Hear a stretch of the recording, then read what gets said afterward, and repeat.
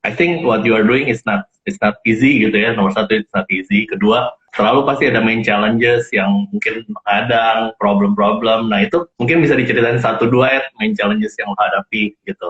Biar Banyak yang lain juga dapat inspirasi yang sama gitu yang dari udah pernah gue dengerin juga gitu. problem itu selalu sebetulnya memang memang kebetulan mungkin kalau kalau buat yang baru join mungkin banyak yang nggak tahu juga mungkin ya yang my background gitu. Jadi sebenarnya memang my background dari dulu tuh memang suka bikin startup. Kalau istri aku bilang tuh kurang kerjaan gitu, carinya yang aneh-aneh gitu.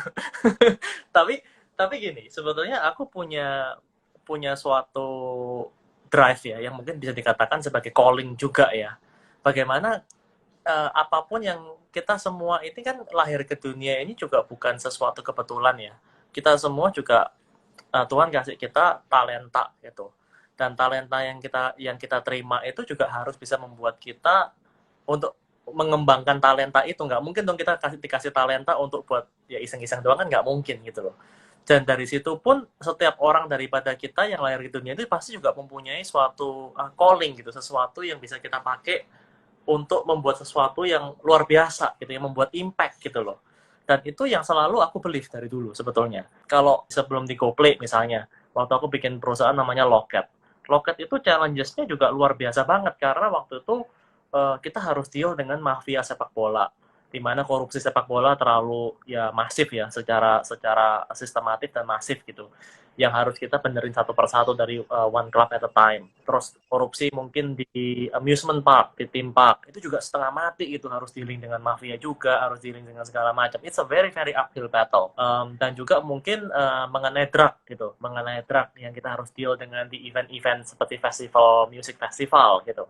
Itu juga nggak gampang gitu dealnya, challenge-nya terlalu banyak sebetulnya.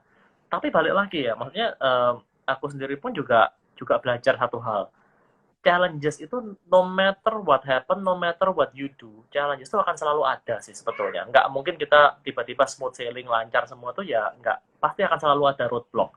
Tapi kalau kita mempunyai visi yang kuat, kita mempunyai mimpi yang kuat ya, bagaimana terhadap kita memikirkan impact dulu terhadap industri, bagaimana caranya kita menggunakan impact itu menjadi drive-nya kita. Dan tentunya dengan berdoa, kita yakin sih dan selalu aku yakin selalu memang jalan itu pasti akan dibukain, pasti ada jalan gitu untuk selama kita berada di sisi yang benar, selama kita stand on the right side, kita selalu pasti ada jalan dan Tuhan pasti akan membantu kita untuk membukakan jalan itu gitu. Jadi kayak di GoPlay pun sama sebetulnya. Sekarang kita pindah GoPlay juga sama gitu. Problemnya jangan jangan dikira oh sekarang kita ada Gojek nih yang bantuin kita. Iya sih, memang kalau kalau dari awal tanpa Gojek mungkin jauh lebih berat ya. Tapi it doesn't mean kita tiba-tiba nggak ada challenge. Justru challenge kita justru lebih banyak lagi karena industri film itu sudah terbentuk dari beberapa puluh tahun di Indonesia. Total tuh ada 3.700-ish film yang pernah Indonesia yang pernah dibuat. Dan itu semua very challenging semua untuk merubah mindset dari orang-orang yang sudah pernah terbentuk industri itu gitu loh. Tapi balik lagi sih, tadi dari yang tadi, kita punya mimpi di GoPlay untuk multiply the industry. Kita ingin punya mimpi kita menjadi lokomotifnya yang mendobrak industri kreatif Indonesia sehingga para industri-industri yang lain juga bisa terangkat dan bisa ngikut di belakangnya sebagai gerbong-gerbong yang lain gitu. Dengan begitu kita yakin kita bisa helping Indonesia to put Indonesia ekonomi untuk menjadi salah satu negara powerhouse juga gitu. Kalau kita lihat US dulu dari industri, terus Cina gitu juga mulai dari pabriknya yang tiba-tiba jadi yang meledak juga.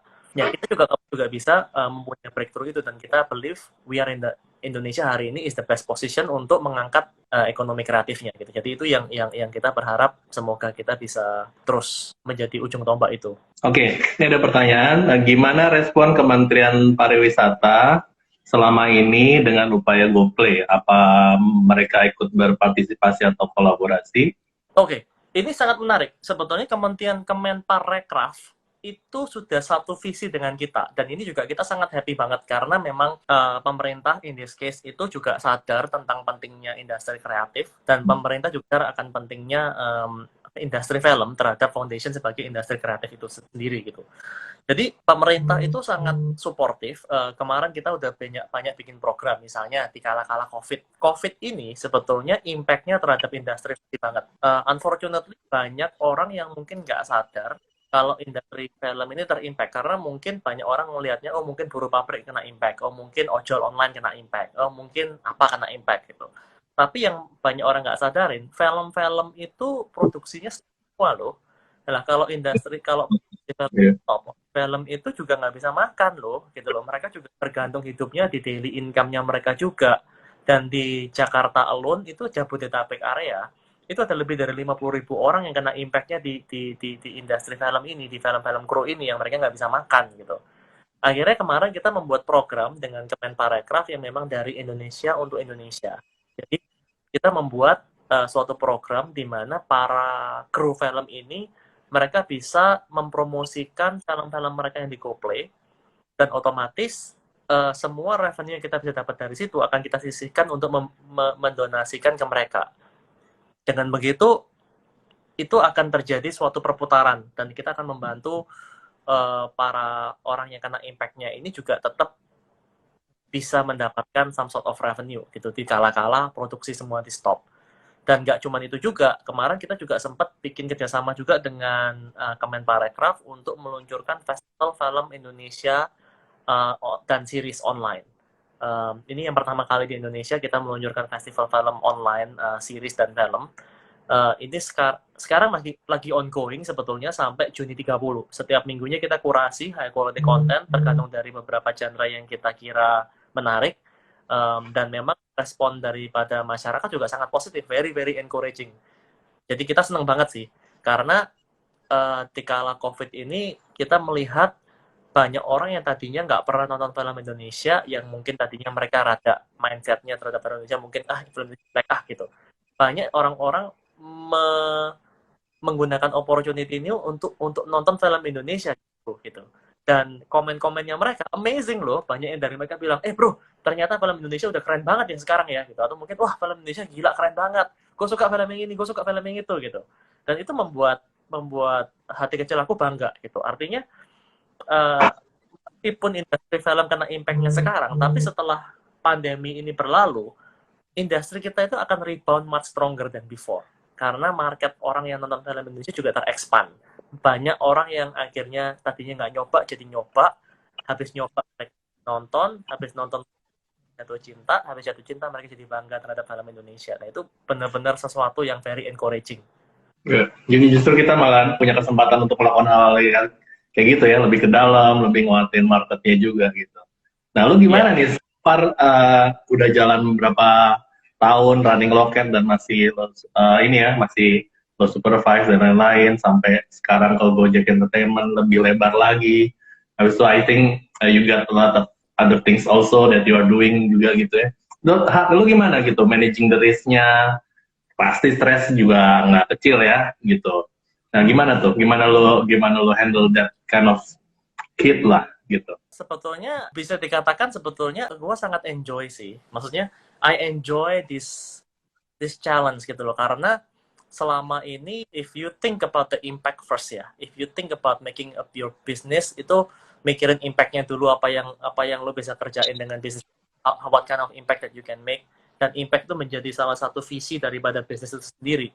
Sebetulnya then you find a joy sebetulnya, apalagi kalau misalnya bisa benar-benar bisa melihat kalau terjadi sesuatu positif terjadi. Misalnya waktu di Loket kemarin itu gimana waktu kita ngelihat industri sepak bolanya mulai rapi, para klub-klub bola udah menggunakan sistem semua, tingkat korupsinya benar-benar kita minimize, bahkan many of the club udah bisa dikatakan bersih dari korupsi.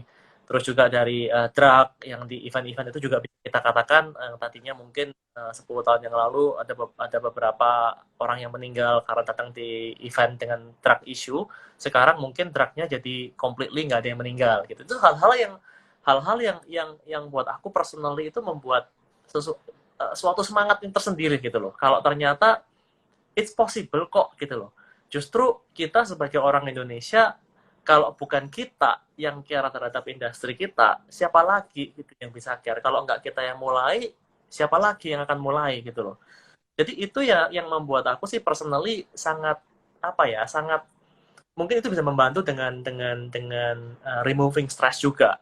Tapi most importantly, I would say that seluruh pengalaman yang aku jalanin dari dulu sampai sekarang itu sebuah suatu spiritual journey juga personally gitu loh. Karena terus terang, I don't think that I can do this alone gitu. Kalau tanpa Tuhan, I don't think I can do this alone. Karena challenges yang dihadapin, apalagi sampai harus merubah industri dealing dengan mafia dan segala macam, itu nggak gampang gitu loh. Dan dengan belajar untuk berserah, belajar untuk menyerahkan diri sepenuhnya ke Tuhan, kita berdoa, kita berusaha yang terbaik, dan ternyata selalu dibukain jalan, itu selalu consistently membuat aku jadi lebih pede, lebih percaya diri gitu. Kalau kalau selama selama kita berdoa, in God nothing is impossible gitu. Selama kita punya mimpi yang bagus, selama kita punya visi yang benar-benar punya strong impact dan ini sesuai dengan jalan Tuhan, nothing is impossible. Jadi itu sih mungkin yang membuat tentunya juga teman-teman sekitar juga penting ya. Teman-teman sekitar komunitas itu juga penting ya, bantu saling mendoakan mungkin gitu, tempat-tempat curhat. Karena kalau enggak, again, kita nggak bisa ngelakuin ini semua sendiri gitu. Kalau enggak mungkin bisa stres juga. Tapi ya I'm very lucky that and I'm very blessed.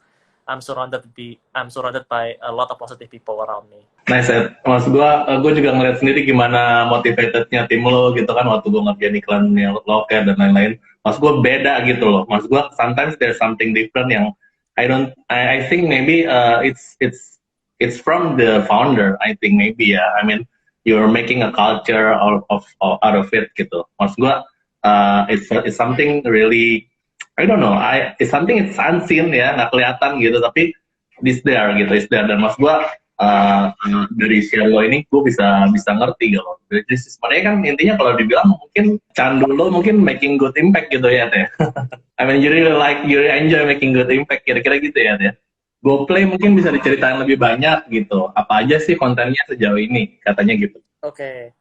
GoPlay premium Indonesian high quality content ya. Yang kita memang fokusnya ke series. Tapi tentunya tadi seperti yang aku sedikit memang kita fokusnya ke konten-konten yang bisa showcasing the talent daripada para sinias lokal, dan at the same time kita juga bisa shaping the future generation of Indonesia through positive content. Nah, konten-konten apa yang ada di GoPlay sekarang ini? Kita punya banyak. Memang kita terinspired dan kita inspirasi kita adalah kita kepingin untuk punya koleksi digital library Indonesian kita yang terbanyak di Indonesia yang high quality content.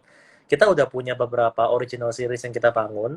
Ada Gossip Girl Indonesia, ada Sayu Sakato, ada Tunnel, ada sekarang bukan keluarga biasa. Kita juga punya Filosofi Kopi The Series, dan masih banyak lagi sih sebenarnya yang kita punya. Kemarin kita juga baru aja kemarin kita rilis Pretty Boys. Kalau udah nonton di bioskop atau belum nonton, Pretty Boys itu salah satu film hit yang box office di tahun lalu ya. Dan itu udah kita tayang di GoPlay kemarin, dan itu memang menghasilkan banyak cukup significant traction, banyak orang yang suka nonton Pretty Boys juga gitu.